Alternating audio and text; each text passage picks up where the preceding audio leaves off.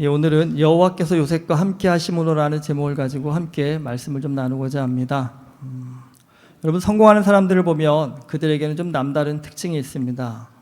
여러분은 어떤 특징의 사람들이 성공한다고 생각하십니까? 일반적으로 많은 사람들은요, 똑똑한 사람이 성공한다라고 그렇게 생각합니다. 그래서 이 지능지수인 IQ가 높은 사람을 굉장히 높이 평가합니다. 하지만 여러분, 미국의 커뮤니케이션 이론가인 폴 스토치의 연구에 의하면 성공에 IQ가 미치는 영향은 20%이고요. 나머지 80%는 감성지수와 역경지수라고 합니다.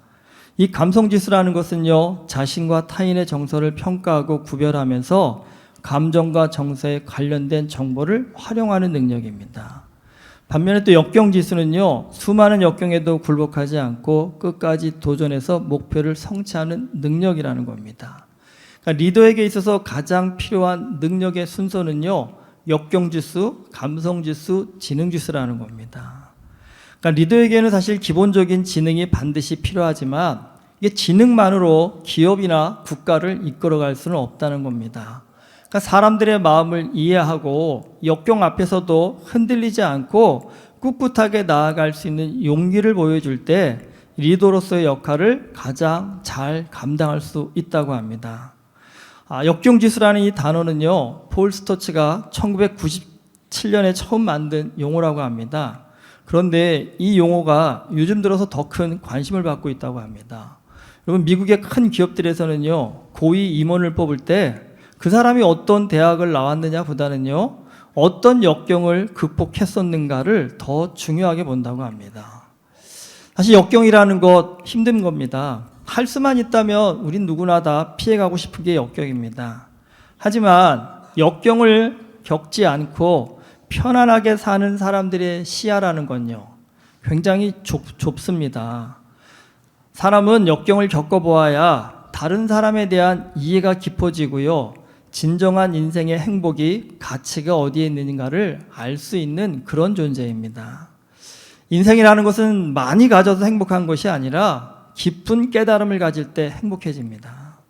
아무리 돈이 많아도 깊은 깨달음이 없다면 그 사람은 감사와 기쁨을 모릅니다. 여러분, 돈은 많은데 감사와 기쁨이 없는 인생, 그거 굉장히 불행한 인생입니다. 하지만 좀 가난해도요, 깊은 깨달음이 있어서 자신의 주어진 삶에 감사와 기쁨이 넘친다면 그 사람이야말로 진짜 행복한 사람입니다. 시편 119편 71절은 이렇게 말씀합니다. 고난당한 것이 내게 유익이라 이로 인하여 내가 주의 율례를 배우게 되었나이다. 젊은 시절에 이 말씀이 저는 도무지 이해가 안 되었습니다. 어떻게 고난이 유익이 될 수 있을까? 사실 철이 없었을 때였죠. 하지만 여러분, 나이가 들어갈수록 고난이 나를 어떻게 성숙시켜주고 어떻게 깨달음을 주는지를 조금씩 배우면서는요, 이 말씀이 이해가 되기 시작했습니다. 여러분, 고난을 겪을수록 우리가 많은 유익을 받지만 그 중에 특별한 것은요, 고난을 겪을수록 우리는요, 가짜보다는 진짜에 집중할 수 있는 그런 힘이 생깁니다. 실패 없는 성공이 가장 무서운 성공이랍니다. 여러분, 실패 없는 성공은 감사도 감격도 없기 때문에 언제 무너질지 모르는 위태로운 성공이랍니다. 형들이 돈을 받고 요셉을 팔아서 졸지에 노예가 되어버립니다. 가장 가까운 사람들에게 배신을 당하고 가장 미천한 노예로 전락하게 되었습니다. 인생에서 겪을 수 있는 아마 가장 큰 역경일 겁니다. 형들에 대한 분노와 노예라는 좌절감이 합쳐져서 마음이 그냥 무너져 내릴 수 있는 그런 상황입니다. 저는 성경을 볼 때마다 이 성경에 있는 인물들의 감정이 어떨 것인지에 대한 궁금증이 참 많이 생깁니다. 이 말씀을 읽으면서도 지금 요셉이 어떤 감정의 상태인지 전 개인적으로 참 많이 궁금합니다. 하지만 제가 항상 말씀드려, 성경은 친절하지 않다고요. 성경은 굉장히 불친절합니다. 저는 정말 요셉의 감정이 정말 궁금한데 성경은 요셉의 감정에 대해서 아무런 언급도 하지 않습니다. 요셉도 분명히 사람입니다. 감정이 있었을 것입니다. 그런데 왜 성경은 그런 요셉의 감정에 대해서 아무런 말도 하지 않는 것일까? 사실 저 나름대로 정말 많이 고민해 봤습니다. 그런데 성경을 가만히 살펴보면 요셉의 감정뿐만 아니라요, 아브라함, 이삭, 야곱의 감정에 대해서도 성경은요 거의 언급을 하고 있지 않습니다. 왜 그럴까? 왜 그럴까? 제가 고민을 해봤는데 이유는 이걸 것 같습니다. 인간의 감정이라는 것이요 죄의 근원이기 때문입니다. 성경에 보면 의인에 대한 감정은 별로 안 나오는데요, 죄인에 대한 감정들은 잘 많이 나옵니다. 특별히 대표적인 게 가인입니다. 가인이요 자신의 재물을 여호와께서 받지 않으시자 몹시 분하여 안색이 변하였다라고 합니다. 무슨 말입니까? 가인의 감정이 요동을 쳤다라는 겁니다. 성경에서 죄에 무너진 사람들의 공통점은 하나입니다. 자신의 감정을 따라갔다라는 겁니다. 하지만 의인은요 하나님의 말씀을 따라갑니다. 우리가 믿음 안에서 성공하는 비결은 다른 데 있지 않습니다. 내 감정이 요동칠 때 감정을 따라가는 것이 아니라 말씀을 따라가는 것입니다. 살다 보면 그런 사람 꼭 있죠. 누군가가 너무 미워서 보기 싫습니다. 그럴 때 우리의 감정 가운데 흘러나오는 당연한 감정은 어떤 겁니까? 어떻게 저 인간한테 복수하지? 이 생각, 이 마음들 한 번도 안 가져보신 분은 없죠. 다 갖고 계시죠. 그런데 여러분, 정말 그럴 때 그 감정 따라 살아가면 어떻게 될까요? 그건 원수보다도 자신을 죽이는 일입니다. 사실 그럴 때 여러분, 누군가가 너무 미울 때 차라리 좀 말씀을 묵상하면서 말씀을 따라서요, 성경은 뭐라고 얘기합니까? 그 미운 감정을 좀 뛰어넘어서요, 어떻게 그 사람을 용서하고 사랑할까? 이거를 구하라고 얘기합니다.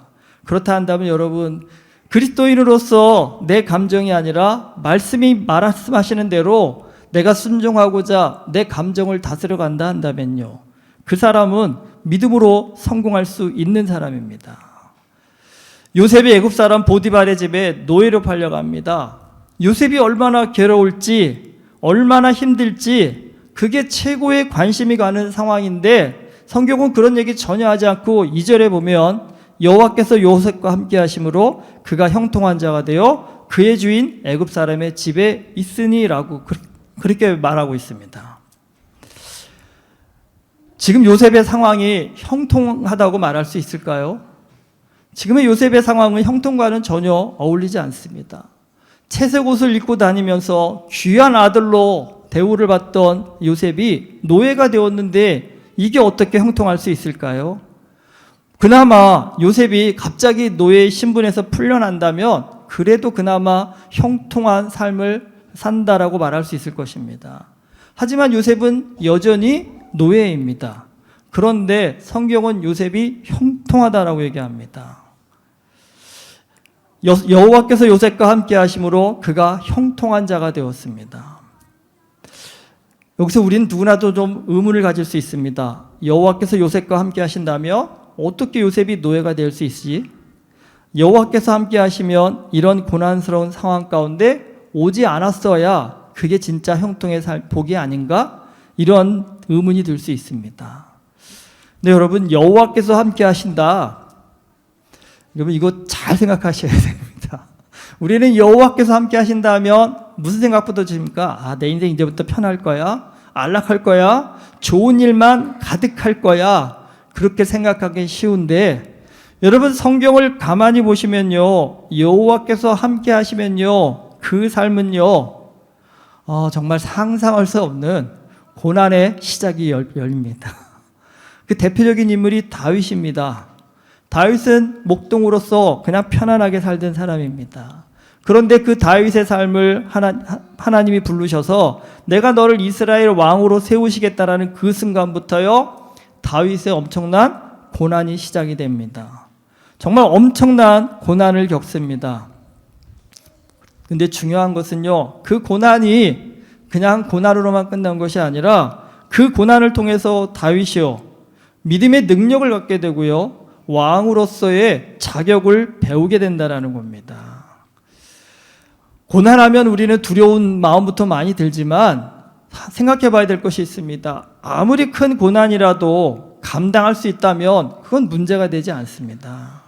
고난이 왜 문제가 되냐면 고난을 감당하지 못하기 때문입니다. 근데 여러분, 우리가 믿음의 능력을 갖고 고난을 감당하기 시작하면요, 그 고난은 오히려 나를 성장시켜주는 좋은 훈련의 과정이 됩니다.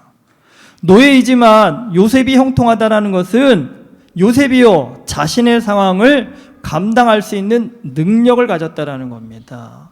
지금 이 상황 가운데 요셉이 자신의 상황을 감당하는 능력이라는 건 첫 번째는요, 그 마음 가운데 정말 죽을 것 같은 억울한 분노의 감정들이 얼마나 솟구쳤겠습니까? 그런데 요셉은 그 억울한 분노의 마음을 다스릴 수 있는 사람이 되었다라는 겁니다.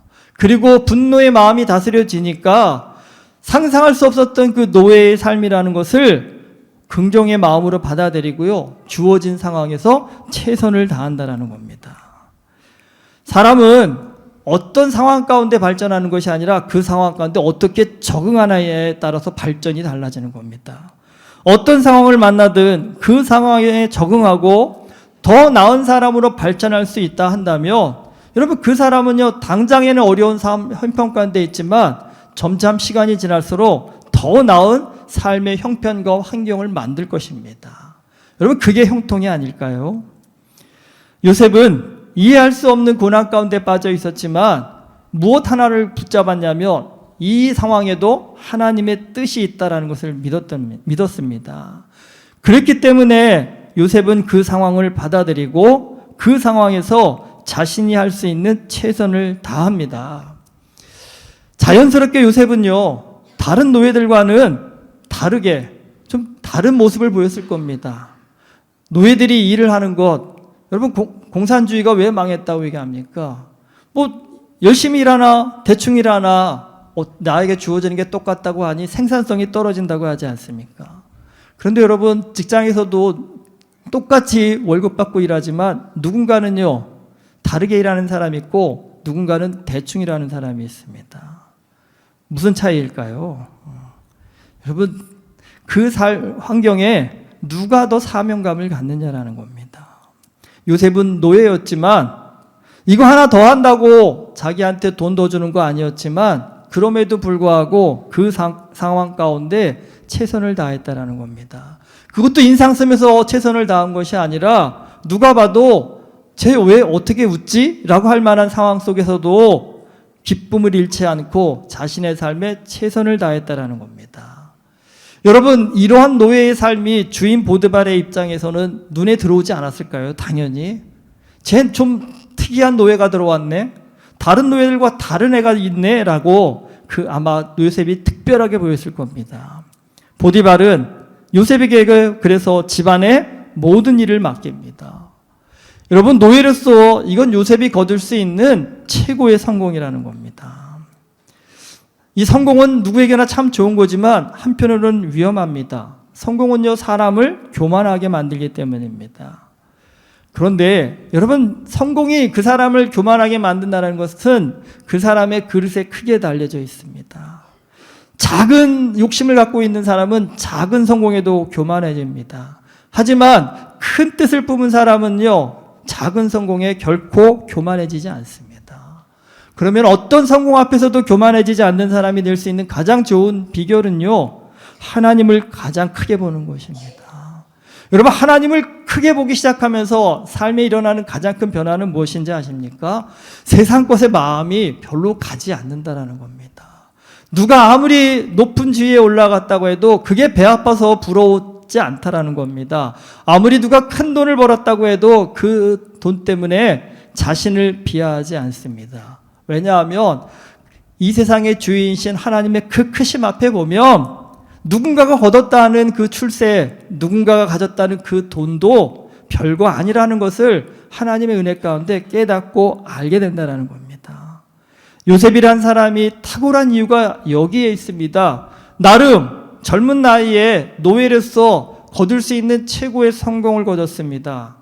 여러분, 젊은 나이에 이렇게 성공을 거두면 누구나 우쭐할 만도 하고 자랑할 만도 합니다. 하지만 요셉은 하나님을 가장 크게 보는 사람이기 때문에 오늘 내가 거둔 이 성공이 아무것도 아니라는 것, 별거 아니라는 것을 아는 사람이 되었다라는 겁니다. 그렇기 때문에 요셉은요 보디발 아내의 유혹도 물리칠 수 있었습니다. 우리는 대부분 유혹에 약합니다. 사람마다 좀 유혹에 좀 당하는 분야가 좀 다르시긴 한데 스스로를 한번 좀 점검해 보십시오. 나는 어떤 유혹에 연약한가? 돈의 유혹에 연약하십니까? 아니면 좀 물건에 대한 좀 유혹에 연약하시나요? 그런데 뭐 어떤 것 상관없이 유혹이라는 것은 이 원인은 하나입니다. 우리가 왜 유혹에 약할까요? 여러분, 유혹에 약한 이유 이렇게 딱 한마디로 정리할 수 있습니다. 작은 것에 집착하기 때문입니다. 믿음은요, 우리로 하여금 작은 것이 아니라요, 하나님의 나라를 바라보게 합니다. 하나님의 나라를 바라보는 사람은요, 높은 이상과 큰 가치를 갖게 됩니다. 높은 이상과 큰 가치를 가진 사람은요, 작은 것에 집착하지 않습니다. 혹시 명품만 보면 마음이 좀 흔들리시나요? 물론 교회 와서 그렇게 자인하실 분은 많지 않겠죠. 그런데 누가 어떤 가방만 들고 오면 브랜드가 뭔지 눈에 들어오시는 분은 위험한 겁니다. 그거 명품에 취약하다는 증거입니다. 그리고 누가 옷만 봐도 어떤 브랜드인지 얼마짜리인지가 눈에 들어오신다 한다며 그거 좀 취약하신 겁니다. 그리고 또 특별히 주차장에 들어오는 차 브랜드에 눈이 가시는 분들이라면 차의 유혹에 약하신 겁니다. 왠지 비싼 차만 좀 부러우신가요? 다행히 저희 교회는 아직 벤츠 끌고 다니시는 분은 없는데 그래도 BMW 끌고 다니시는 분이 있는데 혹시 차가 부러우신 분들 우리 정장로님한테 한번 태워달라고 부탁해 보시죠. 내가 정장로님 타보시니까 별거 아니시죠. 정장로님 그 차 좋다는 얘기 별로 안 하시더라고요. 저한테요. 여러분, 더 큰 믿음을 한번 좀 구해 보십시오. 우리가 정말 믿음을 갖게 되면요, 명품보다 비싼 차보다 더 귀한 것이 세상에는 참 많다라는 것을 알게 될 것입니다. 여러분, 그러면요, 더 이상 그런 것 때문에 유혹에 빠지지 않습니다. 누가 아무리 명품백을 들고 자랑해도 그게 부러운 것이 아니라 아마 그 사람이 좀 불쌍하게 보일 겁니다. 이 하나님이 주신 이 값진 인생에서 자신의 인생에서 자랑할 게 저것밖에 없을까? 여러분, 보여지는 것으로 자랑하는 인생이 제일 불쌍한 인생입니다.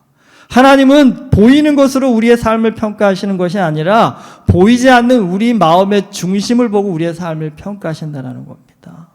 그 삶이 풍겨내어지는 인격적인 삶, 그 삶이 풍겨내어지는 영향력 있는 삶, 그것이 여러분 그 삶을 보여줄 수 있는 가장 값진 가치라는 겁니다. 그런데 그런 보이지 않는 것들은 드러나지 않은 채 보여지는 것만으로도 내 삶이 이렇다라고 말할 수 있다 한다면 여러분, 그 삶은 불행한 삶입니다. 불쌍한 삶입니다.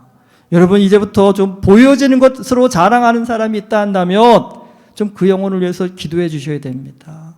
하나님, 정말 아무것도 아닌 것을 가지고 저렇게 가치를 부여하고 사는 저 삶을 불쌍히 여겨달라고, 정말 보이지 않는 하나님을 믿는 믿음, 하나님을 믿는 자의 삶, 그것을 가지고 저 영혼이 자신의 삶을 좀 드러내 보일 수 있는 삶을 살 수 있게 해달라고 여러분 그렇게 기도해 주셔야 됩니다.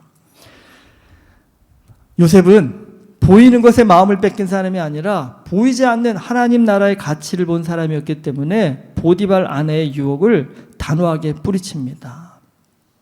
그런데 좀 이렇게 멋지게 좀 뭔가를 했으면 하나님이 멋지게 요셉의 삶을 좀 풀어주셨으면 좋은데 오히려 더 큰 위기를 만나게 됩니다. 거절당한 보디발 아내가 이제는 사랑이요 미움이 되어버립니다. 그래서 요셉이 자신을 희롱했다면서 누명을 씌워버립니다. 그리고 이 일로 요셉은 감옥에 갇혀버립니다. 그런데 여기서 우리가 좀 가만히 살펴봐야 될 것은 지금 요셉이 분명히 억울하게 감옥에 갇혔지만 그럼에도 불구하고 요셉은 지금 굉장히 큰 은혜를 입은 상황입니다. 아주 지금 좀 특이한 상황입니다. 여러분, 이 당시 노예는 사람이 아닙니다. 물건입니다. 그렇기 때문에 주인이 언제든지 쫓아낼 수도 있고 죽일 수도 있는 상황입니다. 그런 노예가 다른 사람도 아니고 주인의 부인을 희롱했다면 이건 여러분 그 자리에서요 정말 당장에 죽임을 당할 일이지 감옥에 갈 일이 아니라는 겁니다. 그런데 놀랍게도 보디발이 화는 냈지만 요셉을 죽이지 않고 감옥에 보냅니다. 왜 그랬을까요? 여러분, 이것은 다른 데 있지 않습니다. 보디발이 비록 화가 났지만 그래도 보디발의 마음 한편에는요, 요셉이 정말 그랬을까? 이러한 마음이 들었기 때문에 가능한 일입니다. 그동안 믿음으로 산 요셉의 삶을 보디발이 너무나 잘 알고 있었기 때문에 우리 흔히 그러잖아요. 그럴 사람이 아니야 라는. 보디발에게도 한 번쯤은 좀 고민해야 될 시간에 텀이 필요할 때라는 겁니다. 다른 노예들과는 달리 하나님을 믿는 사람으로서 성실과 정직과 충성을 다한 요셉의 삶이 보디발에게요, 요셉을 죽여야 하는 상황에서도 다시 한번 고민하게 만들었다는 겁니다. 이 요셉이란 사람은 믿음을 삶으로 실천한 사람입니다. 요셉이 믿음으로 살면서 이제 그를 쓰러뜨릴 수 있는 역경은요, 세상에 더 이상 존재하지 않습니다. 요셉의 삶은 억울함의 연속입니다. 인생이 꼬여도 어떻게 이렇게까지 꼬일 수 있을까 할 정도의 그런 삶입니다. 노예로 팔려온 것도 억울한데 그래도 열심히 살아서 이제 좀 살만하니까 누명을 뒤집어 쓰고 감옥까지 끌려옵니다. 아무리 강한 사람이라고 해도 이 정도라면 좀 멘탈이 흔들릴만 합니다. 하지만 요셉은 감옥에서도요, 여호와께서 함께 하셔서 간수장에게 은혜를 받게 됩니다. 가만히 보시면 보디발도 요셉에게 은혜를 베풀었고 간수장도 요셉에게 은혜를 베풉니다. 여러분, 참 요셉이 이렇게 보면 인복이 많은 사람 같아 보입니다. 어디를 가든 어떻게 다 이렇게 요셉을 좋아하고 요셉에게 선의를 베푸는 사람만 있을까? 여러분, 살면서 좋은 사람을 만난다라는 것처럼 큰 복은 없습니다. 우리도 항상 기도하는 거지 않습니까? 좋은 만남의 복을 받게 해달라고요. 가만히 보면 어떻게 요셉은 이런 만나복에 넘치는 사람이 될 수 있었을까? 사실 우리에게 굉장히 큰 의문점을 주어집니다. 그런데 여러분, 가만히 살펴보시면 이 요셉은 만남의 복이 그냥 주어진 것이 아니라요, 어떻게 보면 요셉은 만남의 복을 스스로 만들어낸 사람입니다. 지금 요셉은 억울하게 감옥에 끌려왔습니다. 왜 이게 우리는 그런 일을 당해보지 않으니까 이게 어떤 심정인지 잘 이해가 되지 않지만 솔직한 심정으로 내가 만약에 요셉이라고 한다면 정말 나는 정의롭게 떳떳하게 살려고 했는데 오히려 누명을 씌고 감옥에 가게 되었다고 한다면 우리 자신을 좀 상상해 보십시오. 나는 그런 상황에서 내가 감옥에 끌려와 있다 한다면 어떤 표정을 하고 있을까? 어떻게 행동하고 있을까? 저는 개인적으로 아무리 웃고 싶어도 웃어지지가 않을 것 같습니다. 얼굴이 막 분노가 넘치게 있지 않을까요? 그리고 한편으로 더 나간다 한다면요, 더 이상 나 못 살겠다 하며 차라리 나를 죽여라 하며 난동을 피우지 않을까 생각하는 생각도 듭니다. 여러분, 간수장은 요셉이 왜 끌려왔는지를 알고 있는 사람입니다. 언제나 그랬듯이 여러분, 감옥에는 죄인이 가지만 그렇다고 해도 감옥에는 항상 죄인만 오는 것은 아닙니다. 억울한 죄인들이 항상 가는 곳이 감옥입니다. 간수장은 그동안 억울한 죄인을요, 무수히 많이 보아왔을 것입니다. 요셉도 그리고 그런 억울한 죄수 중에 한 명이었습니다. 그런데 요셉은요, 다른 억울한 죄수들과는 다르게요, 감옥 생활을 성실하게 합니다. 요셉은 그곳에서도 분명히 밝은 표정이었을 것입니다. 그리고 맡겨진 일을요, 아주 성실하게 감당했을 것입니다. 그 모습이요, 간수장의 눈에는 아주 좀 특이하게 보였을 겁니다. 그동안 수없이 많은 억울한 사람들이 감옥에 들어왔을 때 보여줬던 그들의 얼굴과 표정과 그들의 삶의 행태와 행동과 비교해 봤을 때 요셉이라는 사람은 좀 이상한 사람으로 보였을 겁니다. 억울한데 왜 쟤는 웃고 있지? 억울한데 쟤는 왜 어떻게 주어진 일들을 저렇게 자신의 일처럼 열심히 할 수 있을지 하지라는 의구심이 아마 간수장에게 주어졌을 겁니다. 억울한 상황을 뛰어넘는 요셉의 이러한 모습에 간수장도 사람인데요, 쟤한테는 좀 은혜를 베풀고 싶다라는 그런 마음이 자연스럽게 생겼을 것입니다. 그건 우리의 삶도 별반 다르지 않습니다. 살다 보면 누구나 다 힘듭니다. 그런데 여러분, 힘들다고 욕하고 인상 쓰고 짜증내만 내면 옆에서 그게 불쌍하다가도 또 어떻습니까? 같이 있다 보면요, 야 너만 힘드냐? 그러면서 짜증나는 게 사람의 마음입니다. 그리고 10가지를 도와주고 싶다가도 힘들다고 짜증내는 모습 보면 그냥 5가지, 1가지만 도와주고 싶지 않은 게 그게 사람의 마음입니다. 하지만 여러분, 힘든데도 야 힘든데 쟤는 어떻게 저렇게 웃고 있어, 힘든데 어떻게 쟤는 저렇게 꿋꿋이 버틸 수 있을까, 참 대단하다, 기특하다, 이런 마음이 들면 여러분 어떻습니까? 10가지를 도와주고 싶다가도 할 수 있는 최선을 다해서 100가지를 도와주고 싶은 게 그게 사람의 마음이라는 겁니다. 여호와께서 요셉과 함께 하시는 복, 그것은 요셉의 삶이 만사 형통하게 된다는 것이 아닙니다. 이 여호와께서 함께 하신다는 건요, 어떤 상황도 이겨낼 수 있는 힘을 갖는다는 겁니다. 하나님을 믿는 믿음으로요, 어떤 상황도 긍정의 마음으로 감당할 수 있는 능력을 갖게 됐다는 겁니다. 지금 요셉의 가장 큰 형통의 능력은 어디에 있냐면요, 믿음으로 어떤 상황도요 긍정적으로 받아들일 수 있는 마음의 힘이 생겼다는 겁니다. 그 긍정의 힘이요, 요셉의 고난을 영광으로 바꾸는 이유가 되고 원인이 되었다는 겁니다. 오늘 우리 모두의 삶에는요, 하나님의 뜻이 있습니다. 그 뜻을 보느냐 보지 못하느냐에 따라서 우리의 삶은 엄청나게 달라집니다. 내 삶에 담겨져 있는 하나님의 뜻이 보이지 않는다면 짜증만 나고 불평과 불만과 원망만 많이 생기지만, 여러분, 내가 아무리 힘든 상황 가운데 있다 해도 내 이 삶에 하나님의 뜻이 있다라고 생각하면 우리는요 태도가 달라집니다. 마음이 달라집니다. 그리고요 그 힘든 상황을 사명으로 받아들입니다. 사명으로 받아들이는 그 순간 우리는 그 어떤 상황에서도 기쁨으로 그 일을 감당할 수 있는 힘이 생깁니다. 하나님과 함께하는 것, 여러분, 그게 우리 인생의 가장 큰 축복입니다. 하나님께서 우리의 삶에 함께 하신다면 우리는 어떤 고난이 와도요 넉넉히 이길 수 있는 믿음의 능력자가 되기 때문입니다. 여호와께서 요셉과 함께 하셔서 요셉은요 어떤 상황에서도 기쁨을, 소망을 가졌습니다. 내 삶의 형편 때문에 내 마음의 기쁨과 소망이 잃어버린 것이 아니라 내 믿음의 능력이 작기 때문에 그것을 못 갖는 것입니다. 여러분, 진정한 믿음의 능력은요 삶의 형편과 환경에 영향을 받는 것이 아니라 그 삶의 상황과 형편을 뛰어넘어 내 삶 가운데 함께 하시는 하나님을 바라보며 기쁨을 잃지 않는 것입니다. 소망을 잃지 않는 것입니다. 오늘 여호와께서는 나와도 분명히 함께 하십니다. 여러분, 나와 함께 하시는 그 하나님이 느껴지십니까? 그 하나님이 정말 보이십니까? 여러분, 그 하나님을 느끼시고 믿으신다면 우리는 삶의 형편에 상관없이 내 삶이 하나님 삶의 은혜 가운데 형통한 자의 삶이라고 고백할 수 있는 믿음의 능력자가 되실 줄 믿습니다.